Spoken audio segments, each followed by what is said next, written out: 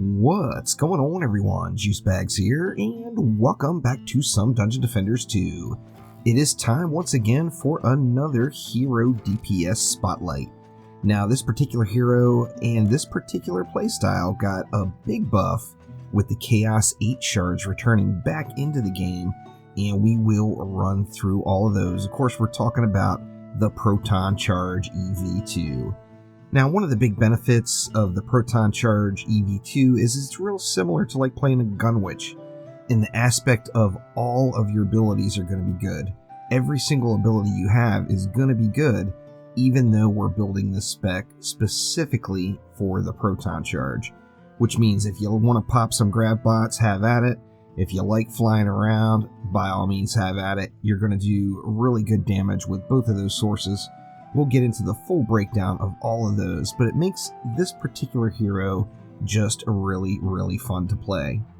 Now, you can play a Proton Charge EV2 from the very, very early game, as its #1 requirement is ability power.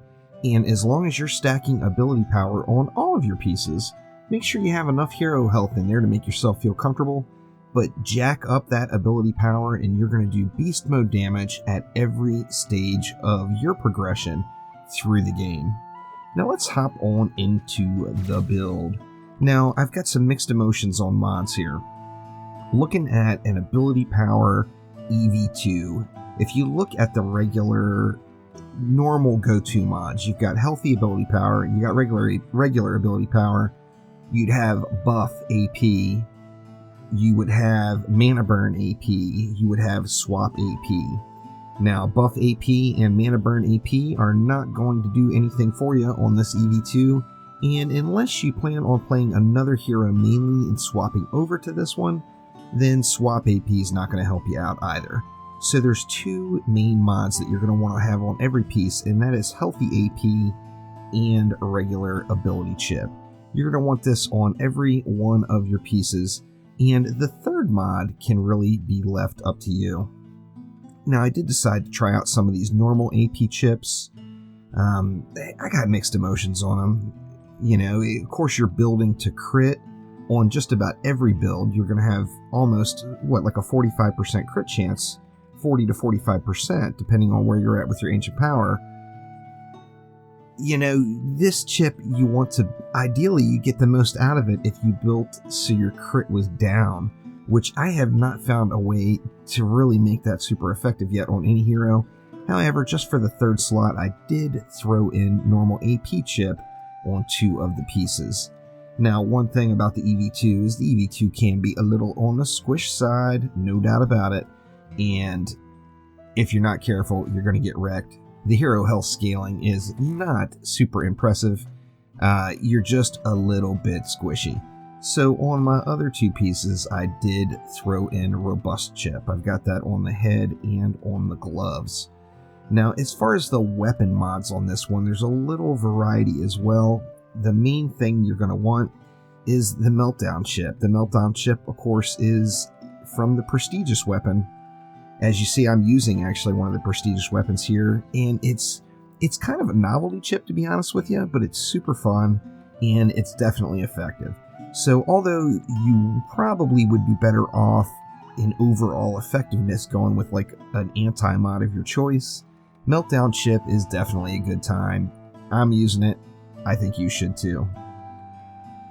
Focused AP chip. Focused AP chip is going to be very, very important as well, as you're pretty much going to have one cooldown on uptime or on downtime all the time, and that's Dragolich, your pet, and that is a 60-second cooldown, so it's going to be on cooldown almost all the time.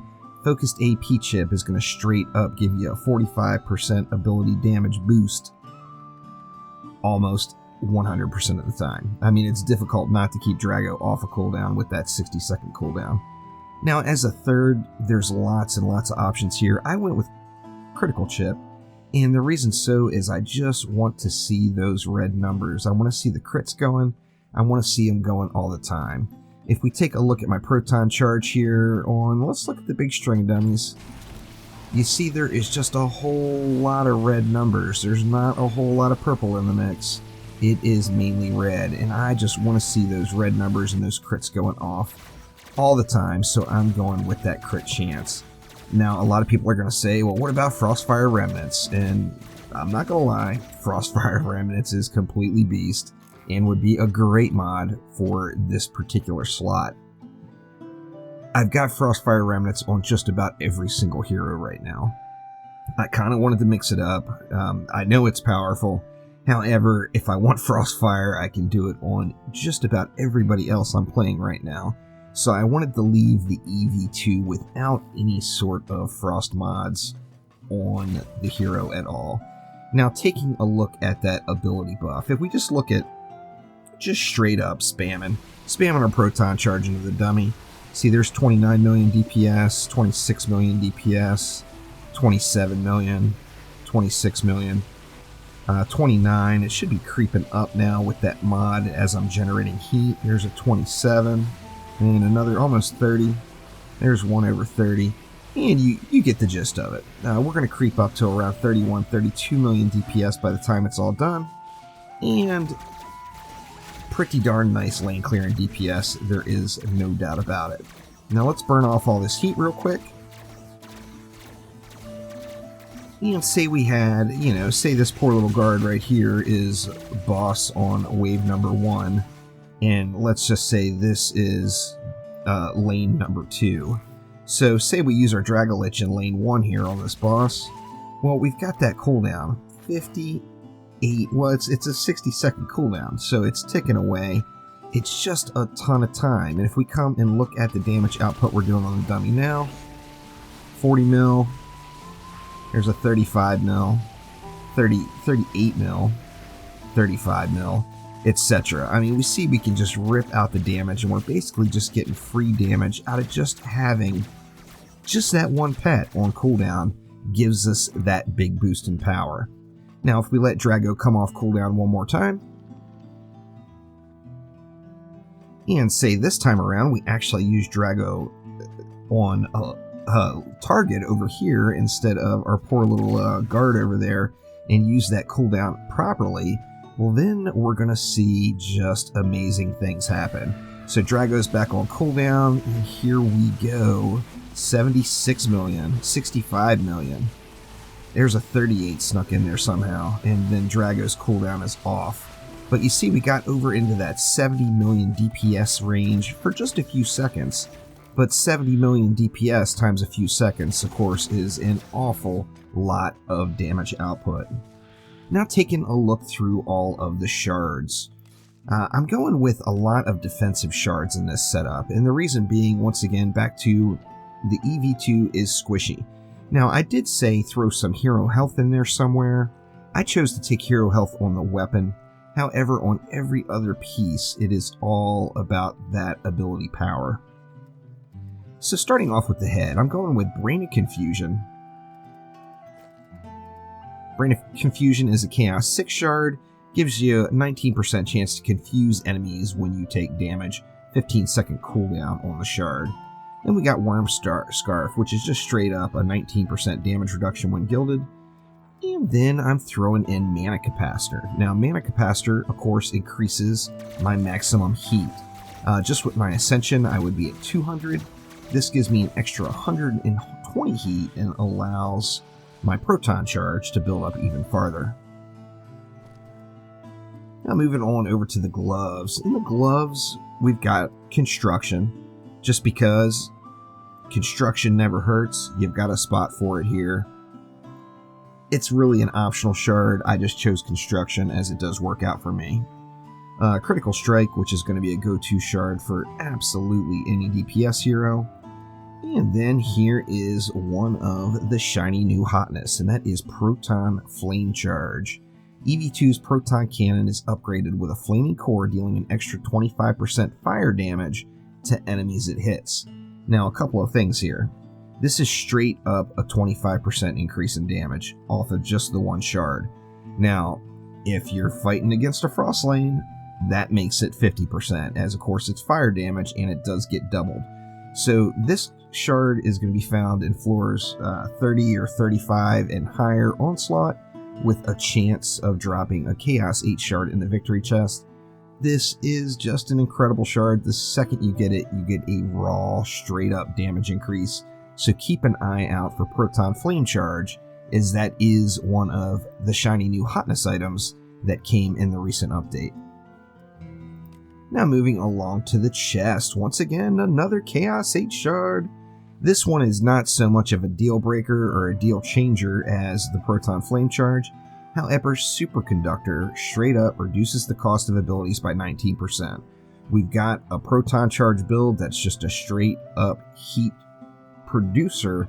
This is going to reduce the heat that produces by 19%. So straight up a reduction there. Now I've also got Mind Blast Radius. Anti-gravity bot damage radius increased by 39%. As I mentioned earlier, this is an all-around build, so by all means spam those bots. This is going to give you a 39% increased range or radius around your explosion for all of your grab bots.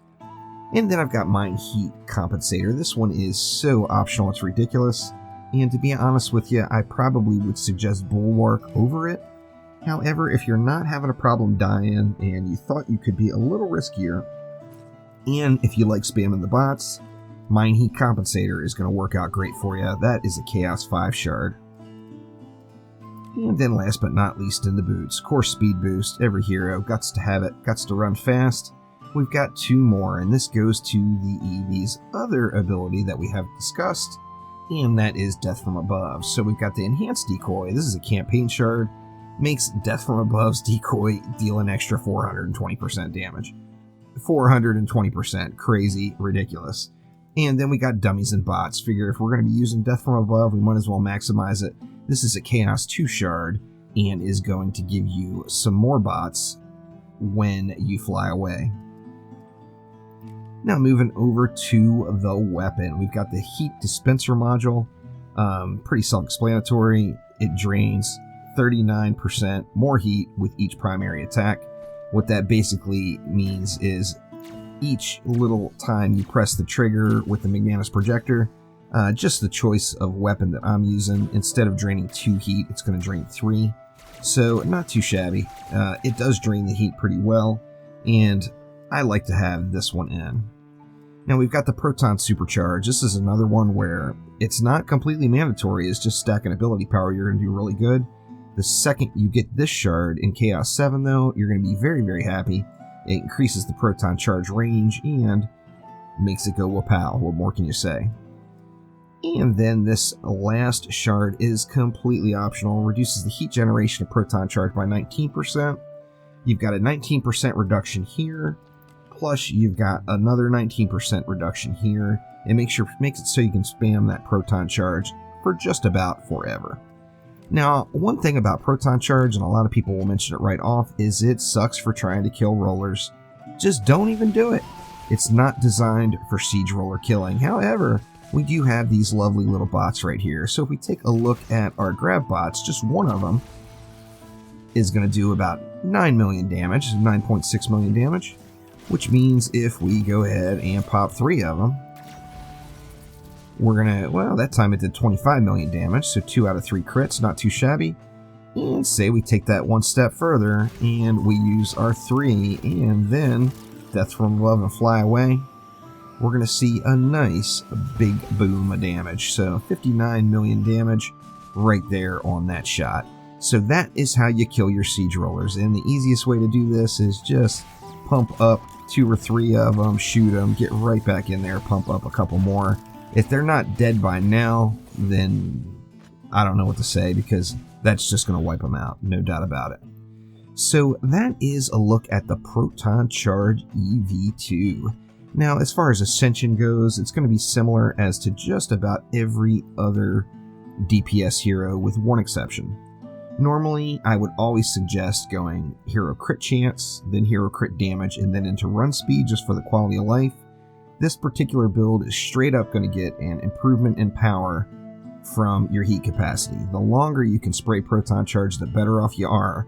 So after crit chance and crit damage, I would suggest going into heat capacity.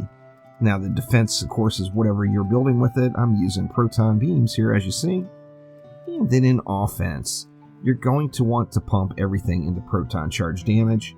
anything you have left over, get yourself to a comfort level in hero health, and then if you're really feeling cocky, throw some into your grab bots or your death from above, as this will make all those much better. Now, one thing just to completely avoid, hero damage does 0 for this build. Don't sweat the hero damage at all. So Proton Charge and Hero Health is the two that I personally suggest. So thank you all so much for watching. Hopefully everybody has fun on their Proton Charge EV2. It is just a really, really beefy lane clearing, boss killing, everything killing DPS hero. Super fun to play. I've got one bad thing to say about it. No double jump. Where, oh, where are those mechanical springs for the EV2's boots? We know it's in there somewhere. Just make it happen for us. So thank you all once again, and I will see ya next time around. Take it easy.